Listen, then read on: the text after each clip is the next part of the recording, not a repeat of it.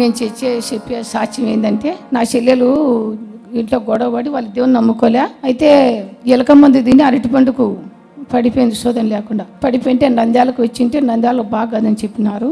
ఆయన కర్నూలు తీసుకున్నారు. కర్నూలు కూడా అది తలకు విషయం వచ్చింది, ఇక్కడ చాలా భయంకరం జరుగుతుంది, ఇక్కడ మాతో కాదు, మీరు తిరుపతికి పోవాలని చెప్పినారంట. ఆ మాట అన్నాక నా చెల్లెలు, మా చెల్లెలు కొడుకు టోకెన్ తీసుకొని వచ్చానమ్మా, నేను మంచంలో ఇక్కడ ఉండంటే ఆమె 2 బెడ్షీట్ తీసుకొని కానరాకుండానే పోయింది. ఇంకా శుక్రవారం డాడీ బాగా ప్రార్థన చేస్తున్నాడు.